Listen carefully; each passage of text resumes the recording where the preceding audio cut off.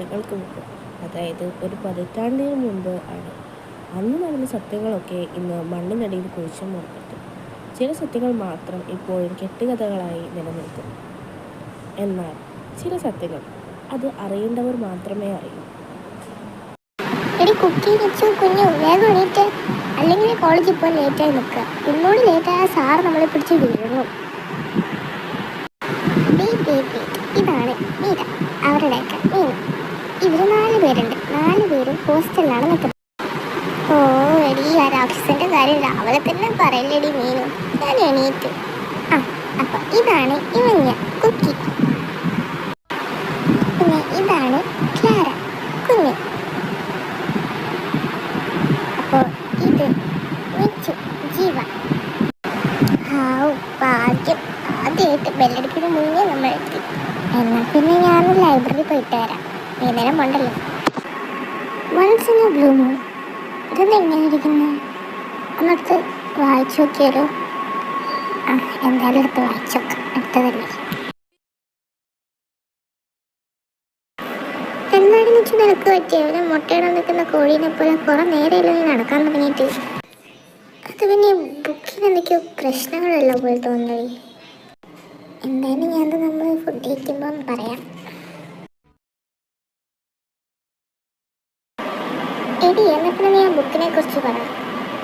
ഞാൻ പറയാം. അതായത് 10,000 വർഷങ്ങൾക്ക് മുമ്പ് മാലാഖമാരുടെയും രാക്ഷസന്മാരുടെയും ഒരു ലോകമുണ്ടായിരുന്നു.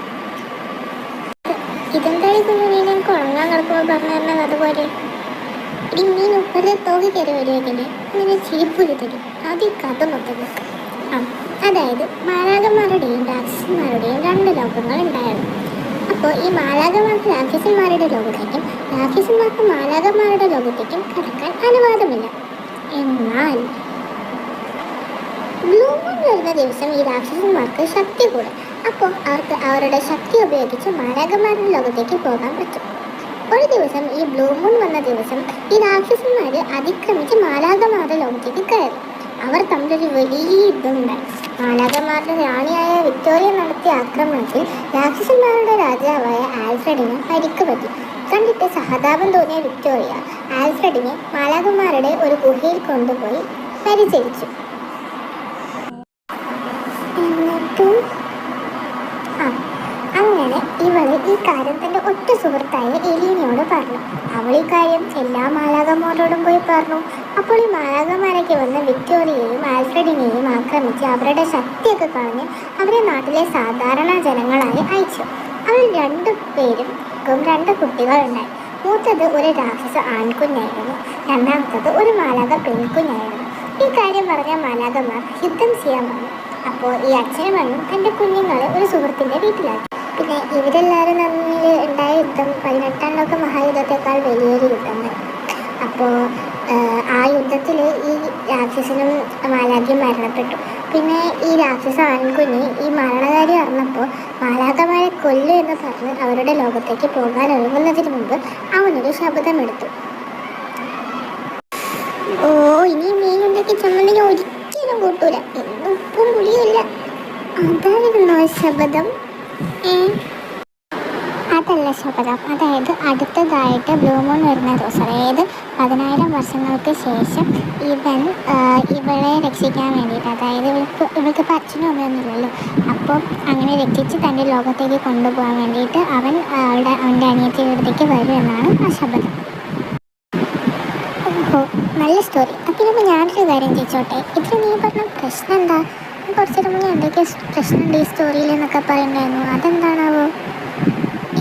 ഇതൊന്നുമല്ല പ്രശ്നം. ഈ ബുക്കിനൊരു പാർട്ട് 2 ഉണ്ട്. ആ ബുക്ക് ഇവിടെ കേരളത്തിലൊന്നല്ല, വേറെ എവിടെയും ഇല്ല. ഈ ബുക്ക് എനിക്ക് കിട്ടിയത് നമ്മുടെ ലൈബ്രറിയിൽ നിന്നാണ്.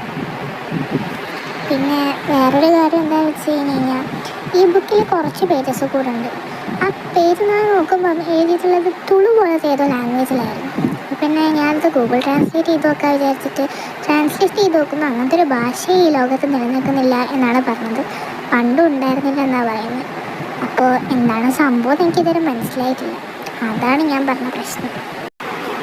ഇവിടെ വേറെ കുറേ പ്രശ്നങ്ങളെ പറ്റി ആലോചിക്കാനുണ്ട്. അപ്പോഴാണ് അവിടെ ഈ ബുക്കിൻ്റെ പ്രശ്നം. സാർ അസൈൻമെൻറ്റ് സബ്മിറ്റ് ചെയ്യാൻ വേണ്ടി 10 ദിവസമായി, നമ്മൾ ഇനിയും കൊടുത്തിട്ടില്ല. എടി എന്നാലും ഇതൊക്കെ ഒരു ഇതല്ലേ?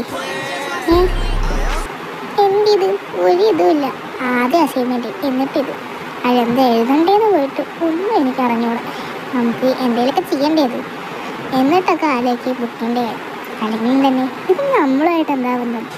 നമ്മുടെ ലൈഫായിട്ട് വല്ലതും ബന്ധപ്പെട്ട വല്ല ബുക്കൊക്കെ ആയിരുന്നെങ്കിൽ എപ്പോഴും നമ്മൾ അതിനെ പഠിപ്പ് ശ്രദ്ധിക്കണം. ഇതിപ്പോൾ അങ്ങനെയൊന്നും അല്ലല്ലോ. ഏതോ ഒരു ബുക്ക്, അതിലെന്തോ ഒരു പ്രശ്നം. അതൊക്കെ അവിടെ കിടക്കട്ടെ. ഇത് പറഞ്ഞപ്പോഴാണ് ഞാൻ ഓർത്തത്, ഇന്നലെ ഒരു പോസ്റ്റ് ഉണ്ടായിരുന്നല്ലോ, എന്തോ ബ്ലൂ മോണോ റെഡ് മോണോ എന്തെന്ന് രാത്രി വരണ്ടെന്ന് പറഞ്ഞിട്ട്. അതെന്തോ കുറേ കാലങ്ങൾക്ക് ശേഷമാണ് വരുന്നതെന്നൊക്കെ പറയണ്ടായിരുന്നു.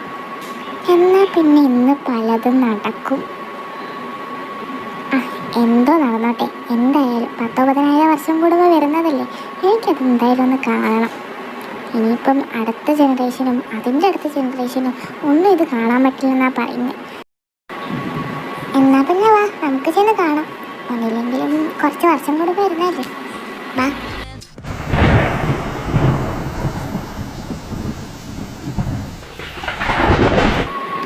ഇതെന്ത് ഈ വെയിലത്ത് എവിടെ നിന്നില്ലാത്തൊരു ഇടിയും മഴയൊക്കെ?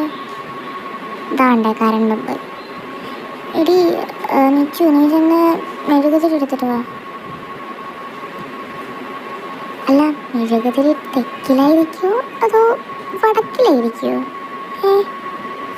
അതാ തെക്കിലെങ്ങാനും ഉണ്ടാവും. നീ ചെന്ന് അത് ഞാൻ പോയി എടുത്തിട്ട് വാ.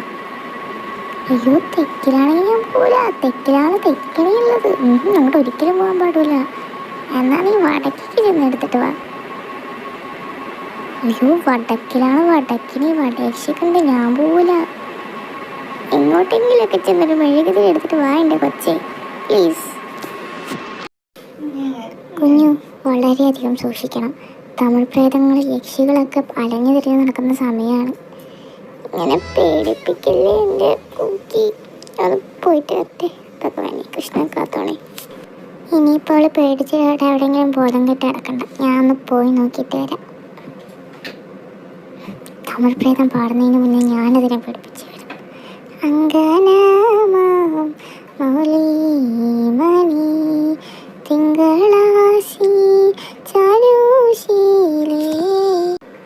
ഇപ്പൊ കുക്കി ഓരോള് പ്രേതമല്ലോ ആണോ? ബാക്കി പാടിയേക്ക്. നാഗവല്ലി മനോന്മണി രാമനാഥൻ. ദൈവമേ, പാട്ട് ബാക്കി അറിയത്തില്ലല്ലോ. ഡയലോഗ് പറഞ്ഞേക്കാം. യാരത് ഞാൻ താണ്ടാ ശങ്കരൻ തമ്പി.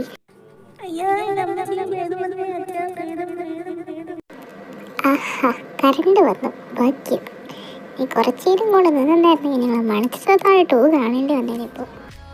അപ്പം നീയായിരുന്നല്ലേടി മീനും അത്? തെറ്റിദ്ധരിച്ച്. മണ്ടന്മാരായിപ്പോയല്ലോ. സർല പൊട്ടെ സർല. ഞാനെന്ത് ചെയ്യുന്ന ആരാന്ന് നോക്കിയിട്ട് വരാം. നിങ്ങളിവിടെ ഇരിക്കും. ആരാ മനസ്സിലായില്ല? ഇങ്ങനെ